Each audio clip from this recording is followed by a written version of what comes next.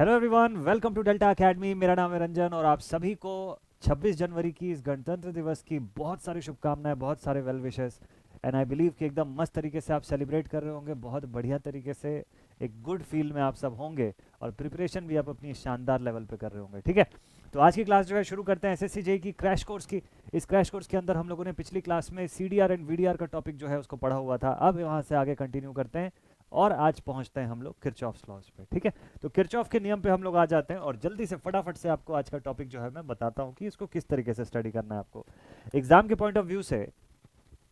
Kirchhoff law से कैसे question पूछ सकते हैं, देखिए एसएससी के अंदर क्या होता है कि किरचॉफ लॉ से अगर आपको कोई क्वेश्चन पूछ भी रहा है, एक तो किसी सवाल में स्पेसिफिकली आपको बोलेगा नहीं कि बाय यूजिंग केवीएल और केसीएल आपको आई की वैल्यू फाइंड करनी है या वी की वैल्यू फाइंड करनी है, पावर फाइंड करना है। ऐसा स्पेसिफिकली बहुत कम केसेस में बोलता है, और अगर बोलता भी है तो भी ऐसा कोई कंपल्शन नहीं होता है, क्योंकि एमसीक्यू टाइप पेपर है, आप अपने अकॉर्डिंग कैसा भी सॉल्व कर सकते हो उसमें। ठीक है, जो भी आपको सबसे ईजिएस्ट पॉसिबल मेथड लगे। बट इंपॉर्टेंट है कि ये मेथड्स आपको इसलिए भी पता होना चाहिए कि इनसे थ्योरेटिकल क्वेश्चन जो है वो भी आते हैं। ठीक है, तो आज दोनों में से कौन सा किरचॉफ लॉ पढ़ेंगे वो भी मैं आपको बताऊंगा। आज बेसिकली हम लोग केसीएल पढ़ने वाले हैं आज की क्लास में। ठीक है, तो चलिए स्टार्ट करते हैं from the Kirchhoff's laws. Start करते हैं from Kirchhoff's laws. Kirchhoff laws जो होते हैं इनको फॉर्मुलेट किया गया, बनाया गया किस लिए? इनको बनाया गया इसलिए कि आप सर्किट एनालिसिस जो है, ओम्स लॉज का थोड़ा सा सिंप्लीफाइड फॉर्म है ये, और सर्किट एनालिसिस को एकदम प्रॉपर वे में सिंप्लीफाई करने के लिए सर्किट के किसी भी एक सेक्शन, जो भी कोई भी एक जंक्शन है, कोई भी एक सेक्शन है, वहाँ से आपको कोई ब्रांच पैरामीटर्स अगर फाइंड करने हैं, जंक्शन पैरामीटर्स अगर फाइंड करने हैं, तो किरचॉफ लॉ का आप इस्तेमाल कर सकते हैं। ठीक है, ओम्स लॉ का ही सिंप्लीफाइड फॉर्म होता है ये। और किरचॉफ लॉ को हम दो कैटेगरी में पढ़ते हैं। एक होता है केसीएल, दो अलग अलग फॉर्म्स के अंदर हम लोग पढ़ते हैं। तो first one is the KCL और दूसरा होता है KVL, Kirchhoff's current law and Kirchhoff's voltage law. ये जो लॉ होते हैं किसके ऊपर बेस्ड रहते हैं? देखिए, केसीएल के बारे में मेन चीजें आपको मैं बता दूं तो Kirchhoff current law, this Kirchhoff's current law, Kirchhoff's current law is based upon is based upon the law of conservation, the law of conservation of charges, of charges। Kirchhoff का करंट का नियम, जिसको कि किरचॉफ्स फर्स्ट लॉ भी बोलते हैं हम लोग। ठीक है, इसी को क्या बोलते हैं हम लोग? इसी को किरचॉफ्स फर्स्ट लॉ भी बोलते हैं। एग्जाम में इन टाइप की चीजों से छोटा छोटा सा सवाल बन सकता है। ठीक है, बहुत बेसिक है बट बन सकता है इससे। किरचॉफ का पहला नियम, जिसको किरचॉफ ने फॉर्मुलेट किया था on the basis of conservation of charges, जो कि ये बोलता है किसी भी सर्किट के किसी भी एक पॉइंट पर, जो भी आपका इलेक्ट्रिकल सर्किट है उसके किसी भी एक पॉइंट पर summation of all the currents will be zero. मतलब अगर सपोज कर लीजिए आपके पास ऐसी कोई सर्किट है, ठीक है, ऐसे कोई भी टाइप की सर्किट है, तो सर्किट के अंदर कोई भी जंक्शन जब फॉर्म होता है, किसी भी टाइप का जंक्शन, या जिसको नोड हम लोग बोलते हैं, हम लोगों ने जो बेसिक्स में भी स्टडी किया हुआ है, तो यहाँ पर summation of all the current should be equal to zero. Algebraic sum जब आप लेंगे सभी करंट्स का, तो करंट्स कौन कौन सी हो सकती है? इनकमिंग करंट, आउटगोइंग करंट, तो उनको उनकी डायरेक्शन के हिसाब से जब आप सम करते हैं तो that result becomes equal to zero. ठीक है, यही किरचॉफ का नियम है। तो इसी के अकॉर्डिंग हम लोग बोलते हैं कि summation of all the incoming currents, all the incoming currents is equals to summation of all the outgoing currents। ठीक है, ये भी बोल सकते हो आप, या फिर इसी को बताने का दूसरा तरीका है कि summation of I is equals to zero at any point या at any junction, at any junction. तो जंक्शन का डेफिनेशन क्या होता है सर? जंक्शन का डेफिनेशन बिल्कुल सिंपल सा है, सर्किट के अंदर का कोई ऐसा पॉइंट जहां पे करंट डिवाइड होती हो, या कोई ऐसा पॉइंट जहां तीन या तीन से ज्यादा ब्रांचेस का कॉम्बिनेशन होता हो। ठीक है, both are known as a junction. तो इसको अप्लाई करते हैं जब हम लोग सर्किट पे, तो किस तरीके से अप्लाई करते हैं? तो देखिए, केसीएल का एप्लीकेशन जो है ये बन जाता है नोडल एनालिसिस, इसको बोलते हैं हम लोग nodal analysis method. It is known as a nodal analysis. जब तक आप इसको एज अ लॉ पढ़ रहे हैं तो किरचॉफ करंट लॉ, जब इसको अप्लाई कर दिए सर्किट में किसी पैरामीटर को स्पेसिफिकली फाइंड करने के लिए, तो इट बिकम्स एन एनालिसिस, है ना, आप एनालाइज कर रहे हैं सर्किट को। नोडल एनालिसिस जो होता है इसका एप्लीकेशन किस तरीके का होता है? देखिए, लेट अस सपोज आपके पास कोई ऐसी कोई सर्किट गिवन है। ठीक है, एक एग्जांपल के तौर पे एक सर्किट लेते हैं, इसको सॉल्व करके देखेंगे हम लोग अभी। मान लीजिए ऐसी कोई क्वेश्चन में आपको सर्किट गिवन है, और इस सर्किट में कुछ एलिमेंट जो है इस तरीके के लगे हुए हैं। यहाँ पे मान लीजिए करंट सोर्स आपके पास है ना, यहाँ से इस तरीके से इससे करंट जाती हुई हम लोग दिखा रहे हैं। इधर से कोई रेजिस्टेंस ड्रॉ कर लेते हैं लाइक दिस। यहाँ पर कोई वोल्टेज सोर्स है, इस पोर्शन के अंदर भी एक रेजिस्टेंस है, यहाँ पर भी एक रेजिस्टेंस है, ठीक है। और एलिमेंट्स की वैल्यू कितने गिवन है, तो ये 2 वोल्ट्स का है, दिस इज ऑफ 1 ओम, ये भी 1 ओम का है, और ये 2 ओम का सेक्शन है। यहाँ की करंट है 3 एम्पियर्स की, ओके।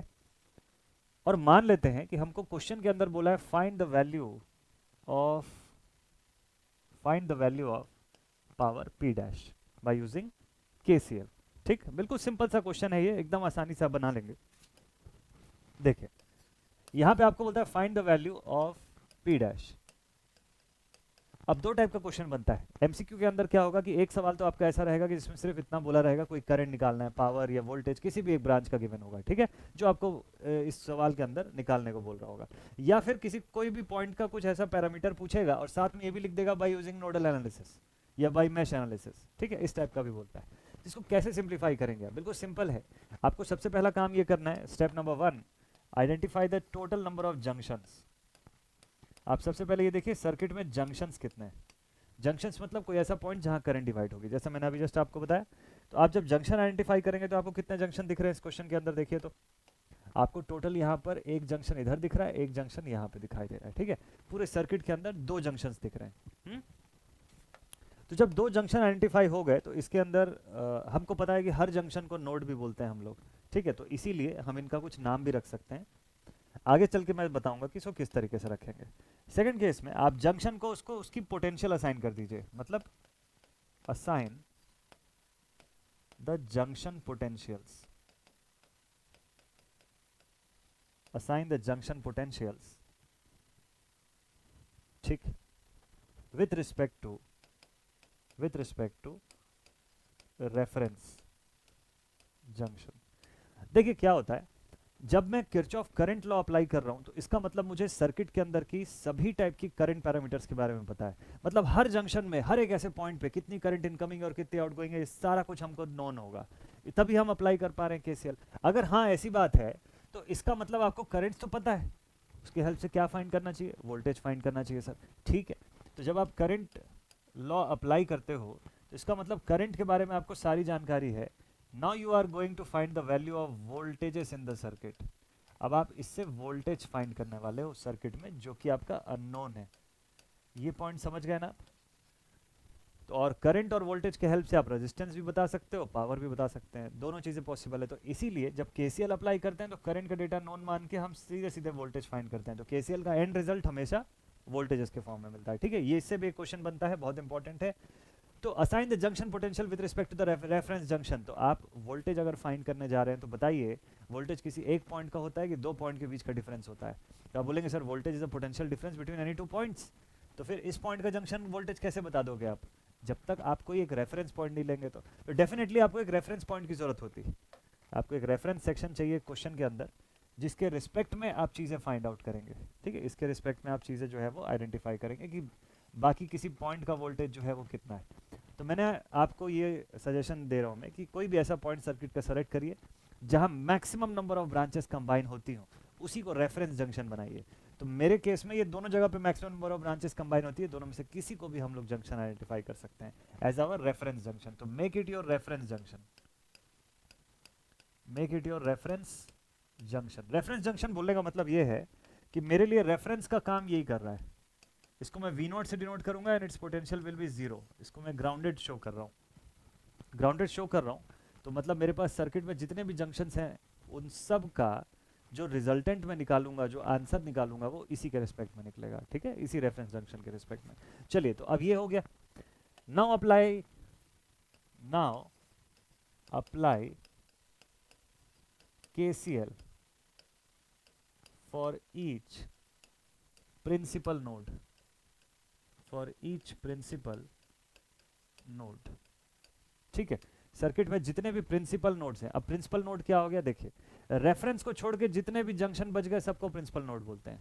रेफरेंस जंक्शन को छोड़ के बाकी जितने भी जंक्शंस बचे they are all principal nodes, they are all known as principal nodes. ठीक है ना, बना लेंगे इस चीज को, समझ जाएंगे क्या। अच्छा, एग्जामिनेशन में क्या क्वेश्चन पूछता है, इफ, देखिए एग्जाम का एक क्वेश्चन मैं आपको बता रहा हूं, ध्यान से देखिएगा। क्वेश्चन में लिखेगा if the total number of nodes, if the total number of nodes, if the total number of nodes present in the circuit, present in the circuit, present in the circuit is n, then how many, then how many nodes, sorry, then how many KCL equations will be formed, will be formed। ये एक बड़ा common सा question है exam के point of view से। ठीक है, आपको ऐसे ही छोटे छोटे न्यूमेरिकल्स के लिए इसी तरीके से छोटे छोटे से जो थ्योरेटिकल क्वेश्चंस भी बनते हैं, इस टाइप के क्वेश्चंस के लिए रेडी रहना पड़ता है। जरूरी नहीं कि हर क्वेश्चन के हिसाब से आपको न्यूमेरिकल ही दे या सर्किट ही सॉल्विंग दे, सर्किट सॉल्विंग पार्ट बड़ा कम रहता है। पेपर 2 में आप फिर भी एक्सपेक्ट कर सकते हैं ज़्यादा, पेपर 1 में तो कम ही रहता है। ठीक है, तो इसमें से देखिएगा कि अगर total number of nodes present आपको सर्किट में बोल दिया n, तो बताइए how many KCL equations will be formed. Simple सा आंसर है, इसका आंसर आप बताएंगे n-1। इस क्वेश्चन का आंसर है n-1। मतलब अगर आपके पास नंबर ऑफ जंक्शंस या number of total nodes n है, तो इसमें से केसीएल इक्वेशन कितने का बना पाएंगे आप। देखिए एक को तो रेफरेंस लेंगे ना आप, तो एक जंक्शन तो गया, तो जितना भी टोटल नंबर ऑफ नोड्स मिला होगा उसमें से एक तो चला जाएगा एज अ रेफरेंस, बाकी का निकाल सकते हैं आप। तो इसीलिए n-1 is the right answer of this question. ठीक, तो मैंने आपको बताया कि इस वाले केस में आपको कैसे सॉल्व करना होगा। Apply KCL for each principal node, हर प्रिंसिपल नोड के लिए आपको केसीएल लगाना पड़ेगा। ठीक, तो केसीएल अप्लाई करने के लिए आप क्या करेंगे, यहाँ की वोल्टेज अज्यूम करेंगे, एक इमेजिनरी एक अननोन वोल्टेज आप लिखेंगे VA या V1 V2 V3, जो भी आपको ठीक लगे। अपने अकॉर्डिंग इस वोल्टेज का नाम लिखिए। आप अज्यूम करेंगे कि सभी करंट्स इसी जंक्शन से बाहर निकल रही है और हमारे रेफरेंस की तरफ जा रही है। अगर ऐसा है तो इस करंट के फॉर्म में आप वोल्टेज मतलब जो वोल्टेजेस और रेजिस्टेंस के फॉर्म में करंट इक्वेशन को लिखिएगा। कैसे लिखेंगे, देखिए फिर से आप क्या करेंगे, आपको हम ये मान के चल रहे हैं कि हमको करंट्स के बारे में सब चीज़ पता है। ठीक है, और हम उसका एक्सप्रेशन लिखेंगे और एट द एंड इस VA वोल्टेज की वैल्यू निकालेंगे इस रेफरेंस के रिस्पेक्ट में। तो करंट की वैल्यू पता है, कैसे पता है, हमको डायरेक्शन तो दिख ही नहीं रहा है। इस ब्रांच में डायरेक्शन दिख रहा है कि नीचे जा रही है करंट, बाकी में तो नहीं पता। तो हम लोग क्या कर लिए, हम लोग अज्यूम कर लिए कि this is our principal node और सारी करंट इसी नोड से बाहर निकल रही है, तो एक डायरेक्शन भी मिल गया हमको। ठीक, दूसरा चीज़, अगर मान लीजिए एंड में VA की वैल्यू माइनस आती है, तो इससे ये समझ में आता है कि जो डायरेक्शन हमने अज्यूम किया उसके उल्टे दिशा में करंट जा रही है। तो ठीक है, उससे कोई दिक्कत नहीं है, एनालिटिकल केस है ये तो अब आप ऐसा करते हुए हर ब्रांच की करंट का एक्सप्रेशन लिखिएगा। लेट अस सपोज कि ये आपका I1 करंट है, ये I2 करंट है, ये I3 करंट है। अपनी मर्जी से आप नाम इसका लिख सकते हैं। आप लिखेंगे I1 is equal to, by Ohm's law इसका एक्सप्रेशन क्या हो जाएगा, VA माइनस 2/1, VA माइनस 2/1। अब ये कैसे आया, देखिए मेरी करंट आउटगोइंग डायरेक्शन में जा रही है ना, ये देखिए इस ब्रांच से देखिए I1 करंट नीचे की तरफ आ रही है, जबकि ये जो वोल्टेज सोर्स है इससे निकलने वाली करंट कहाँ जा रही है, ये तो ऊपर की तरफ जा रही है। तो सर डायरेक्शन तो उल्टा है, इसका अपोज करेगी। ये वोल्टेज सोर्स जो करंट भेजेगा और मैं जो करंट एज्यूम किया हूँ, दोनों उल्टे दिशा में जा रहे हैं ना, तो साइन अपोजिट करके लिख दीजिएगा इसका। ठीक है, अगर दोनों सेम डायरेक्शन में जा रहे होते तो प्लस लिख देता मैं इसको। तो all the voltages divide by all the resistance of that branch, उस पूरे ब्रांच में एक ही रेजिस्टेंस है। ठीक, वैसे ही I2 को कैसे लिखना चाहिए, I2 को आपको लिखना चाहिए VA माइनस V0, VA से निकल के V0 तक गए हम लोग, डिवाइडेड बाई 1। कोई वोल्टेज सोर्स है ही नहीं, तो सीधे सीधे डिवाइड बाई 1। ऐसा करके आपको I1 I2 मिलेगा और I3 की वैल्यू मिलेगी। I3 को कैसे लिखोगे, यहाँ कोई VA बाई R मत करिएगा क्योंकि यहाँ सीधे करंट दे दिया है, तो इसको सीधे लिखिएगा 3 एम्पियर। ये -3 भी हो सकता था अगर हमारे I3 की दिशा से उल्टे दिशा में जारी होती है करंट, तो उसको मैं माइनस लिखता। अभी फिलहाल सेम डायरेक्शन में, इसलिए कोई टेंशन की बात नहीं है। ओके, चलिए तो अब इसको एक साथ लिखना है आपको। आपको क्या करना है, आपको करना है I1 plus I2 plus I3 equals to 0। Kirchhoff current law जो है वो यही है, किरचॉफ का करंट का जो रूल है वो यही बताता है कि summation of all the currents meeting at a point और junction should be equal to 0। चलिए तीनों को कंबाइन करके लिख लेते हैं। So we will write VA minus 2 divided by 1 plus VA by 1, V0 तो 0 है ना, हटा दिए इसको,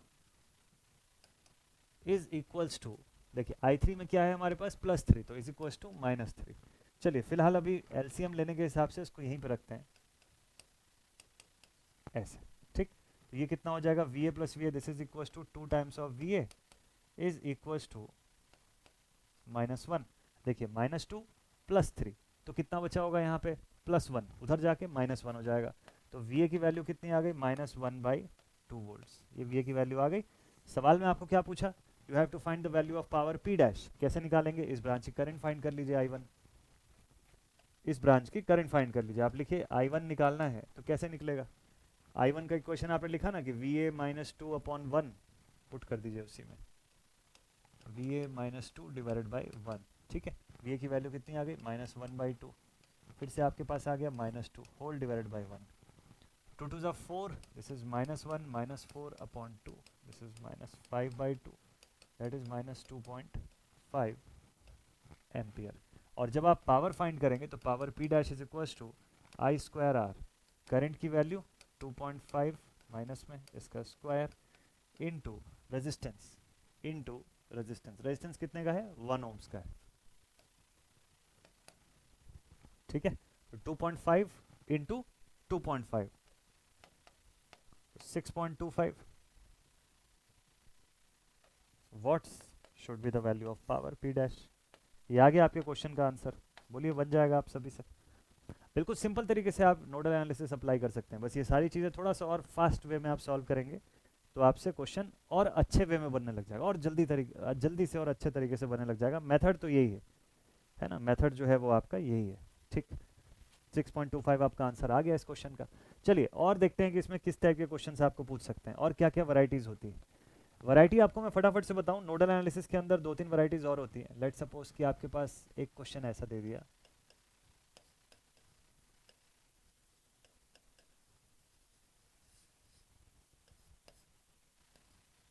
ठीक है, जैसे कि एक ये वैरायटी हो गया, दिस इज टाइप 2। इसमें देखिए कि आपको क्वेश्चन में ये सब डेटा दिया हुआ है, 1 वोल्ट है, this is also 1 volt, this is 10 volt, this is 3 ohm, 2 volt, 1 ohm, ठीक। आपको सवाल में बोलता है कि find the value of current flowing through this branch I dash. Question है find I dash using nodal analysis, using nodal analysis. बहुत simple है, इसको भी आप आसानी से सॉल्व कर लेंगे। ध्यान रखिएगा this is a different variety of question, इसको आप टाइप 2 का क्वेश्चन बोलेंगे। क्यों टाइप 2 का क्वेश्चन, ध्यान से देखिएगा।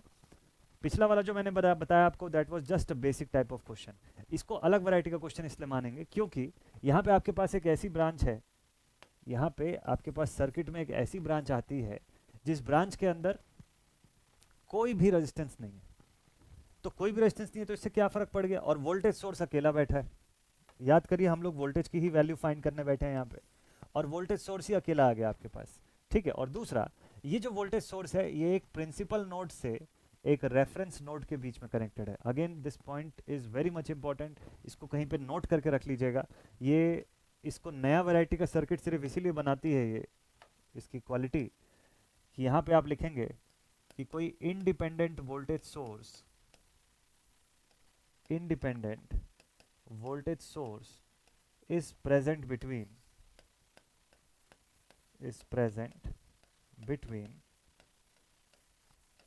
a principal node, and reference,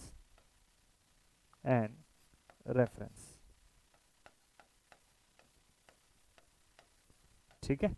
सिर्फ और सिर्फ इसी वजह से ये एक अलग वैरायटी का क्वेश्चन है। कैसे डील करना चाहिए इस टाइप के क्वेश्चंस को, बहुत सिंपल है। देखिए आपको यहाँ का वोल्टेज जो है वो दे रखा है, आपने रेफरेंस किसको लिया, लेट्स से आपने इसको रेफरेंस ले लिया, ठीक है। So this is your V not equals to 0 volts, principal आपने इसको मान लिया, तो ये बन गया वी ए। क्या आपको वी ए की वैल्यू अलग से निकालने की जरूरत है, नहीं। क्यों, क्योंकि आपको ऑलरेडी ये डेटा तो दे रखा है, और ये वी ए से वी नॉट के बीच का है, वी नॉट खुद 0 है, तो पूरा 10 वोल्ट किसका है, वी ए का है। बस सही तरीके से अरेंज करके लिखिएगा आप इसको। आप लिखेंगे V A -10 minus V not equals to 0। क्यों, क्योंकि मैं वी ए से वी नॉट की तरफ जाता हुआ देख रहा हूँ करंट को। अगर ये करंट इधर से जारी होगी तो ये +10 नहीं -10 दिखेगा मुझको, ठीक है। So V A -10 minus V not equals to 0, V not खुद ही 0 है, तो वी ए की वैल्यू हो जाएगी 10 वोल्ट्स। अगर वी आ गया बोलिए क्वेश्चन में और क्या एनालिसिस करना है, सीधे आई डैश निकाल लेंगे आप लिखेंगे I dash is equals to V A minus two divided by 4 कैसे 3 + 1 4, ठीक है। -2 क्यों, क्योंकि इसका साइन अपोजिट डायरेक्शन में, इसलिए ये -2 हो गया। तो वी ए की जगह पे हम लोग 10 पुट करेंगे, तो 10 - 2 that is equals to 8 divide by 4 which is equals to 2 amperes. Complete हो गया आपका क्वेश्चन, ये रहा इस क्वेश्चन का आंसर, ठीक है। बताइए, बन जाएगा इस टाइप का क्वेश्चन भी आप लोगों से। टाइप 2 का क्वेश्चन है, it is one of the most easy variety of the KCL का ईजीएस्ट वैरायटी है। टाइप 3 पे लेके चलता हूँ आपको। अगर ये सवाल आपसे बन जा रहा है तो अब एक दूसरे वैरायटी का क्वेश्चन देखिए। अब एक न्यू वैरायटी का क्वेश्चन आपको मैं दिखाता हूँ, बहुत ही इंटरेस्टिंग टाइप का क्वेश्चन है। इस वैरायटी को समझना बहुत इंपॉर्टेंट है, इवन थ्योरेटिकली भी और न्यूमेरिकल के हिसाब से भी। देखिए यहाँ पर लेट्स से इस जगह पे आपके पास एक वोल्टेज सोर्स है 10 वोल्ट का, ठीक। यहाँ एक रेजिस्टेंस लगा हुआ है, इधर एक रेजिस्टेंस लगा हुआ है, यहाँ पर एक करंट सोर्स बना लेते हैं हम लोग, ठीक है। लेट्स सी यहाँ पर एक इस तरीके का करंट सोर्स लिख लेते हैं 2 एम्पियर्स का, ठीक है। यहाँ पर 2 ओम्स का रेजिस्टेंस, ये 1 ओम का रेजिस्टेंस, और इस जगह पर एक रेजिस्टेंस और एक वोल्टेज सोर्स, दोनों का सीरीज कॉम्बिनेशन, ठीक है। This is of 1 ohm, this is of 2 volts. ऐसा सर्किट है, और इस सर्किट के अंदर सपोज कर लो कि आपको ये बोलता है you have to find the value of current I dash in this given section. इसको कैसे सिंप्लीफाई करेंगे, तो सबसे पहला काम आप ये करेंगे कि यहाँ पर पहले प्रिंसिपल नोड और रेफरेंस नोड को आइडेंटिफाई करेंगे, ठीक है। कहाँ पर क्या क्या नोड्स है, ये एक प्रिंसिपल नोड है, दिस इज वी ए, यहाँ का वोल्टेज, इसको प्रिंसिपल नोड बना लिया वी बी, और लास्ट में इस पॉइंट को आप बनाएंगे एक रेफरेंस का मतलब V not equals to 0 volt, इसको ग्राउंडेड अज्यूम करेंगे। इसको किस बेसिस पे मैंने ग्राउंडेड अज्यूम किया, इसी को क्यों लिया रेफरेंस, इसीलिए क्योंकि यही वो एक ऐसा पॉइंट है सर्किट का जहाँ पे मैक्सिमम नंबर ऑफ ब्रांचेस का कॉम्बिनेशन हो रहा है, ज़्यादा से ज़्यादा नंबर ऑफ ब्रांचेस कंबाइन हो रही है। तो आपको समझ में आ गया कि रेफरेंस नोड लेने का क्राइटेरिया क्या है। अगर आप पहला क्वेश्चन देखे होंगे तो वहाँ ये क्राइटेरिया का कोई बेस नहीं था, क्यों, क्योंकि 2 ही जंक्शन थे और दोनों में बराबर नंबर ऑफ ब्रांचेस थे। तो ऐसे केस में आप किसी को भी ले सकते हो रेफरेंस। लेकिन अगर आपके पास सर्किट में कोई ऐसा पॉइंट है जहां सबसे ज़्यादा नंबर ऑफ ब्रांचेस कंबाइन हो रहे हैं, तो आपका प्रायोरिटी ये रहना चाहिए कि आप उसी पॉइंट को रेफरेंस बनाएं हमेशा। तो इसीलिए मैंने इस पॉइंट को रेफरेंस बना दिया, इसको ग्राउंडेड अज्यूम कर लिया, ठीक। ग्राउंडेड अज्यूम करने की वजह से वी नॉट की वैल्यू यहाँ पे 0 मिल गई। अब मुझे वी ए वी बी चाहिए, लेकिन एक दिक्कत है। दिक्कत ये है कि वी से लेके वी के बीच में एक 10 वोल्ट का इंडिपेंडेंट सोर्स आ गया, कोई रेजिस्टेंस है ही नहीं वहाँ पे, तो वहाँ ड्रॉप कैसे बताएंगे हम लोग, तो ड्रॉप तो बता नहीं सकते हैं। तो क्या कर सकते हैं फिर यहाँ पर, अच्छा क्या सीधे ये बोल देंगे कि 10 वोल्ट जो है वी की वैल्यू है, तो ये भी नहीं कर सकते। ऐसा टाइप 2 में कर सकते थे क्योंकि रेफरेंस और प्रिंसिपल नोड के बीच में वोल्टेज सोर्स था, बट इस केस में ऐसा नहीं है। तो ऐसे क्वेश्चंस को कैसे डील करेंगे इसको समझते हैं एक बार। This is our type 3 question, this is question type 3। इसको टाइप 3 क्यों बोला गया वो समझ लीजिए, क्योंकि यहां पर एक independent voltage source is present between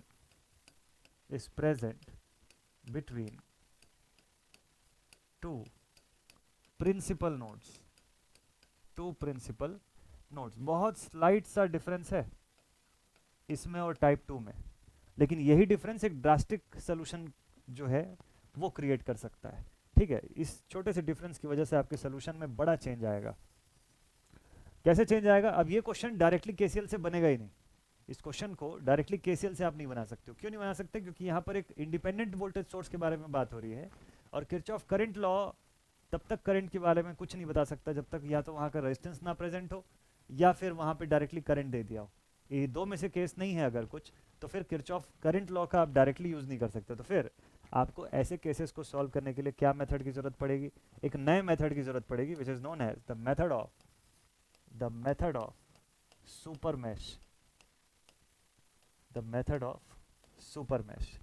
super mesh का रूल जो है बिल्कुल फिक्स्ड है यहाँ पर। सुपर मैश बेसिकली केसीएल के अंदर केवीएल को यूज करने के ऊपर है।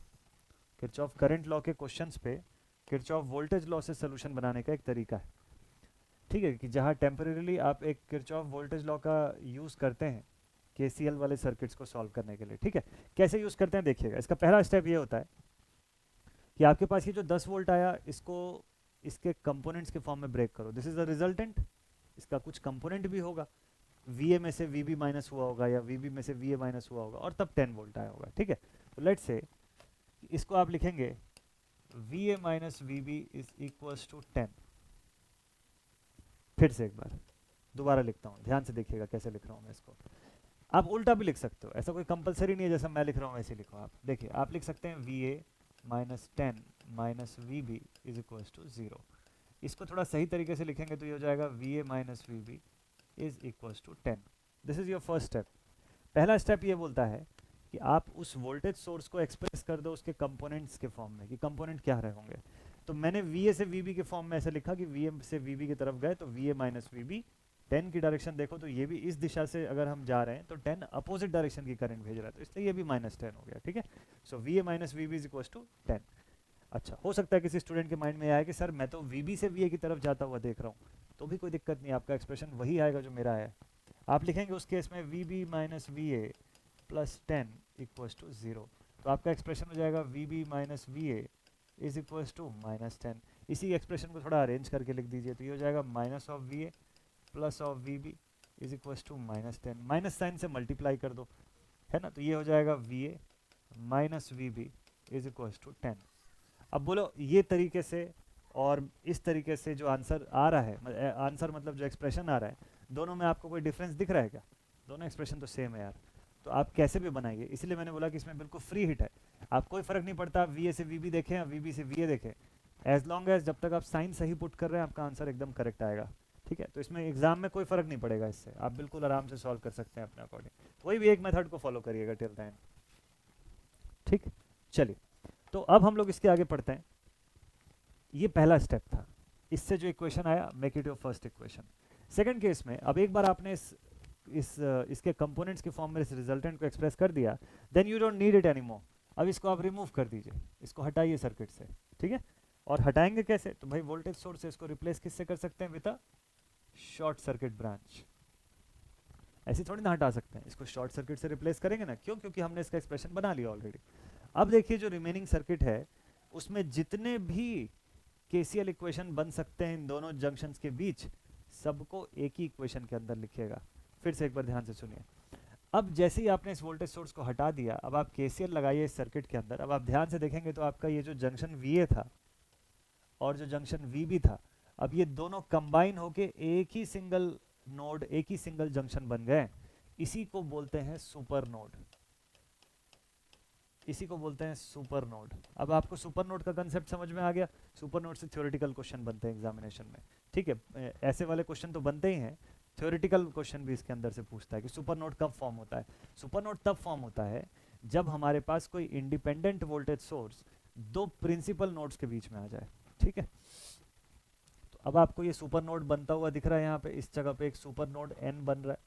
ये सुपर नोड से जितनी भी ब्रांचेस कनेक्टेड है, जैसे एक ये ब्रांच जुड़ी हुई है, ये ब्रांच जुड़ी हुई है, ये भी ब्रांच जुड़ी हुई है, इधर की ब्रांच भी जुड़ी हुई है, ठीक है। 1 2 3 4 टोटल 4 ब्रांचेस कनेक्टेड है। इन सभी के लिए कंबाइंड केसीएल इक्वेशन लिखना है आपको, ठीक।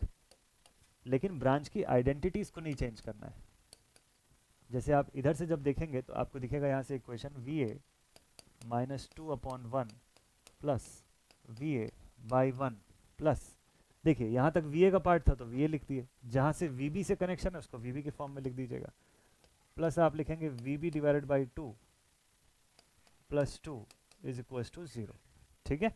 प्लस 2 क्यों? क्योंकि वो करंट सोर्स है, सेम डायरेक्शन में जा रहा है हमारे, इसलिए अपॉन में लिख लिया हम लोग 2, और ये हो गया 2va -4 plus 2va plus vb plus 4 is equal to 0, ठीक। और इसको कैसे सॉल्व कर देंगे? ये हो जाएगा 2 into 4va plus vb is equal to 0। ये आपके पास एक और इक्वेशन आ गई, लेट इट बी और सेकंड इक्वेशन, ठीक है। अब आपके पास एक इक्वेशन यहाँ पे था, एक इक्वेशन यहाँ पर है, दोनों इक्वेशंस को सिंप्लीफाई कर दीजिए, आपका आंसर जो है वो वी ए वी बी के टर्म्स में आंसर आ जाएगा। You will get some value of V A, some value of V B. इसको सॉल्व कर दीजिए। अभी फिलहाल के लिए मैं कैल्सी का यूज़ कर रहा हूँ, बट आप कैल्सी का यूज़ मत करिएगा, यहाँ से एलिमिनेशन का इस्तेमाल कर लीजिएगा, बल्कि आप लिखिएगा V is equal to 10 plus V B, और 10 प्लस वी बी को आप यहाँ पे पुट कर दीजिएगा तो आपका आंसर वी ए का वैसे ही आ जाएगा, ठीक है। बट मैं अभी टाइम बचाने के लिए जल्दी जल्दी से फटाफट से कैलसी का इस्तेमाल करके आपको मैं इसका आंसर बता देता हूँ, ताकि एटलीस्ट आपके पास आंसर जो है इसका अवेलेबल रहे, है ना। दिस इज 1 -1 10, और दूसरे केस में है ये 4 1 0। तो फाइनल एक्सप्रेशन मेरे पास आ गया वी ए का 2 वोल्ट्स, और वी बी की वैल्यू जो है वो -8 वोल्ट्स की है। क्वेश्चन में आपको आई डैश पूछा, तो आप लिखेंगे I dash is equals to V B by 2, यानी कि -8/2, that is equals to -4 ampere. Complete हो गया सवाल। तो इसमें कोई बहुत ज़्यादा डिफिकल्टी आपको नहीं आएगी, बस इतना है ना कि आपको ये मेथड समझ में आना चाहिए कि सुपर नोड कब लगेगा और सिंपली टाइप 2 का क्वेश्चन कब होगा। ये दो के बीच का अगर आपको डिफरेंस क्लियर है तो आप बहुत आसानी से बना लेंगे। मैंने आपको जो वैरायटीज बताई अभी केसीएल की, this is the all variety, this is complete, this is the entire variety of KCL. इसके बाहर कुछ नहीं होता केसीएल में। इसके बाहर आपको एक ही चीज़ पूछेगा, डिपेंडेंट सोर्स का क्वेश्चन, है ना। इसके बाहर ज़्यादा से ज़्यादा अगर आपको पूछता है तो आपको पूछेगा कि डिपेंडेंट सोर्स वाले केसीएल क्वेश्चन बनाइए, डिपेंडेंट सोर्स बेस्ड क्वेश्चन। ठीक है, तो डिपेंडेंट सोर्स का तो मैं अलग से क्लास ही रखूंगा आप लोग के लिए, जिसमें सिर्फ और सिर्फ डिपेंडेंट सोर्स वाले सर्किट्स को सॉल्व करेंगे हम लोग, इसी से केवीएल से केसीएल से। लेकिन उसके लिए पहले केवीएल पढ़ लें। केवीएल भी जब पढ़ लेंगे तो आपके लिए और आसान हो जाएगा डिपेंडेंट सोर्सेज के क्वेश्चंस को समझना। ठीक है, चलिए कुछ एक क्वेश्चंस आपको बनवाते हैं, देखते हैं कि एग्जाम में आए हुए क्वेश्चंस को आप कैसे डील कर पाते हैं। ठीक है, चलिए ट्राई करिएगा इस सवाल को। पहला क्वेश्चन आप सभी स्टूडेंट्स के लिए, फर्स्ट क्वेश्चन, इसको सॉल्व करिए एक बार। क्वेश्चन बोलता है कि in the nodal analysis the preferred reference node is a node that is connected to which of the following. I guess आप लोग का आंसर आ गया होगा अभी तक। आपको फर्स्ट केस बोलता है ग्राउंड, दूसरा केस बोलता है many parts of the network, third case is the highest voltage source, and आखिरी बोलता है कि विच ऑफ द अबव इज या आर करेक्ट। तो इसमें से करेक्ट क्या है? देखिए, नोडल एनालिसिस में प्रिफर्ड रेफरेंस नोड हम लोग किसको लेते हैं? रेफरेंस नोड का मतलब हो गया कि कोई ऐसा पॉइंट जो ग्राउंड से जुड़ा हुआ है। अच्छा, many parts of the network, बिल्कुल सही है।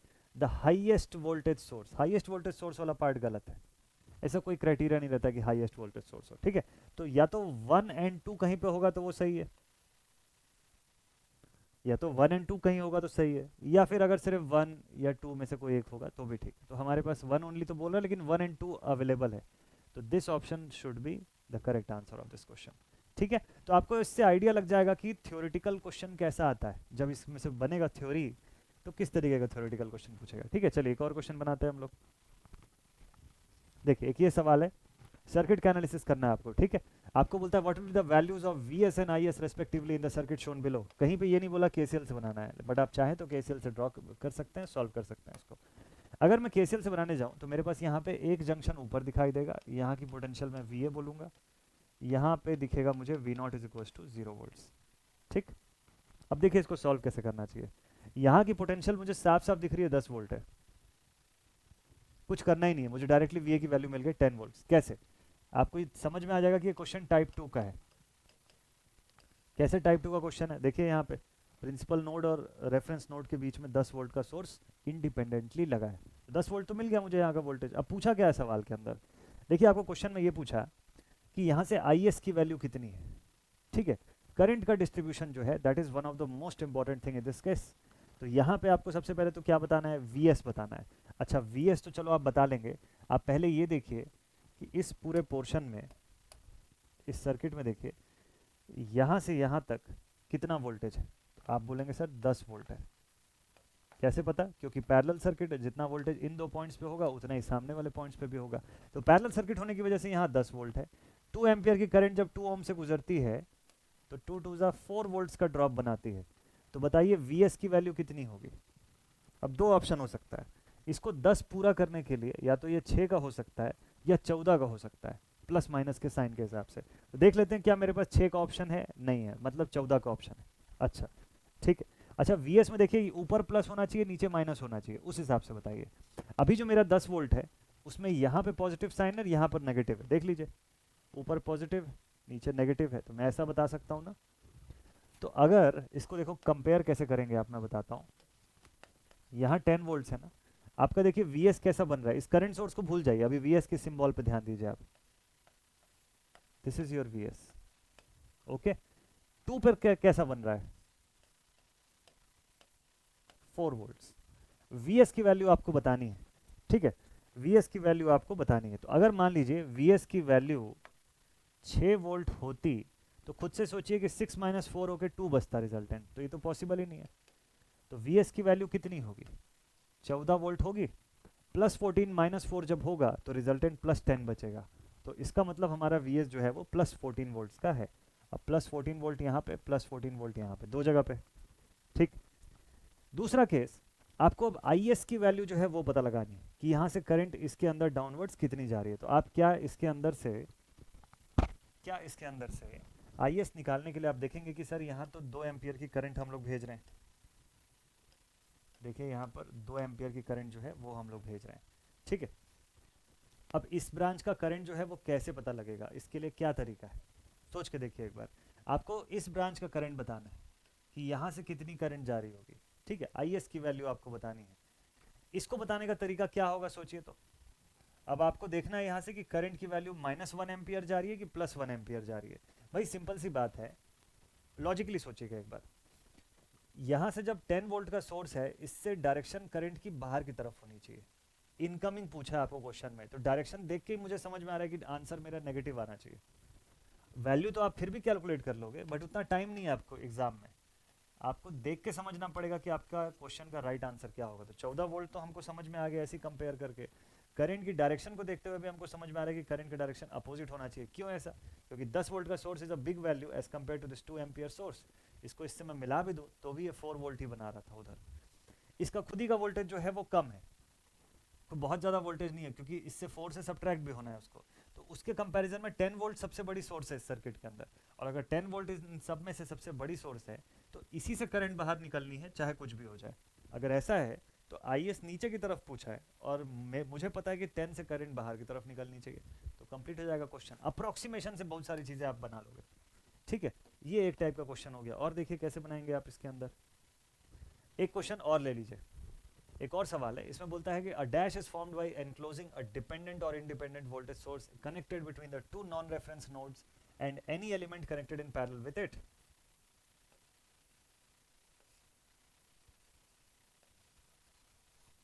लेट्स से आपके पास एक ऐसा सर्किट, मान लीजिए आपके पास एक इस तरीके का सर्किट है,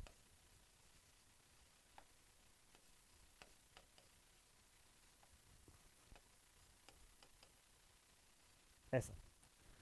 अब यहाँ पर अगर आप जंक्शन बनाने जाते हैं तो आपको कितने जंक्शन दिखाई देते हैं। यहाँ पर एक जंक्शन दिखेगा, इसको वी ए लिख लिए। यहाँ एक जंक्शन दिखा, इसको वी बी लिख लिए। यहाँ पर आपने लिख लिया V not is equal to 0 volt. यहाँ तक सब सही है। अब देखिए आपको बोलता है dash is formed by enclosing a dependent और independent voltage source connected between the two non reference node. तो रेफरेंस तो नहीं है, रेफरेंस को छोड़ के नॉन रेफरेंस है, मतलब इसको क्या बोलेंगे हम लोग, प्रिंसिपल नोड्स बोलेंगे। दो प्रिंसिपल नोड्स के बीच में अगर इस तरीके का कोई डिपेंडेंट या इंडिपेंडेंट वोल्टेज सोर्स आ गया, तो उस कंडीशन पे, और इसके साथ कोई एलिमेंट्स भी जुड़ी हुई है ऐसे पैरेलल में, तो इसको इस दोनों के सेक्शन को क्या बोलेंगे, क्या फॉर्म हुआ है वहां पे। तो आप बोलेंगे सर ये टाइप 3 का क्वेश्चन है, यहाँ पर सुपर नोड फॉर्म हुआ है, यहाँ पर एक सुपर नोड जो है वो फॉर्म हुआ है। तो इस क्वेश्चन का आंसर जो है it should be option A. Theoretical question इस लेवल पे इस तरीके से आपको पूछे जाते हैं। तो अगर आप एकदम कंसेप्ट के साथ साथ पढ़ते जा रहे हैं ना, तो खाली न्यूमेरिकल नहीं, आप थ्योरी पे भी एकदम शानदार कमांड अपना हासिल कर लेंगे, और एग्जामिनेशन में आपको कभी भी सेकंड थॉट वाला फैक्टर नहीं आएगा आपके माइंड में। प्रैक्टिस करते करते, कंसेप्ट रिवाइज करते करते आपको सेकंड थॉट वाला पार्ट ही हट जाएगा। एक बार में क्लैरिटी से आंसर आएगा आपके माइंड से। क्वेश्चन को देखोगे और तुरंत आपका दिमाग खुद ही बता देगा कि इसमें ये आंसर होना चाहिए, ठीक है। चलिए, तो आज का सेशन अब यहाँ पर मैं एंड अप करता हूँ, और क्वेश्चन आप लोग प्रैक्टिस करते रहिएगा। जल्दी आप लोगों के लिए लाइव सेशन पर क्वेश्चन प्रैक्टिस लेकर के आऊँगा। अगर आप ये सीरीज देख रहे हैं तो इसी सीरीज के ऊपर बेस्ड क्वेश्चन प्रैक्टिस रहेगा आपके लिए फॉर एसएससी जे एग्जामिनेशन। तो मस्त आप प्रिपरेशन करते रहिए। नेक्स्ट वीडियो में मिलते हैं न्यू टॉपिक के साथ, न्यू कंटेंट के साथ। Take care all my dear students and thank you so much for watching this video. जय हिंद।